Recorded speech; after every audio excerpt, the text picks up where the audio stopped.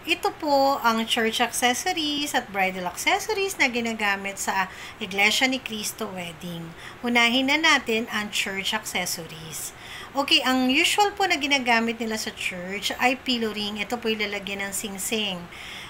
During the ceremony, nakalagay po ang singsing at kinukuha po kapag magsusuotan na ang bride at ang groom. When it comes to bridal accessories naman po, kung mapapansin nyo po, medyo minimal lang sila. Hindi katulad sa ibang religion na kinakasal. Okay? Sa bridal accessories naman po, gumagamit po ang bride ng crown, head veil, hand gloves, shawl, dahil very specific po sila sa damit, medyo formal po sila, and then pouch bag. Okay, ang garter po sa kanila ay optional kung gusto lang po nilang gamitin. Ayan, yan po ang bridal accessories at church accessories ng Iglesia ni Cristo. Thank you so much.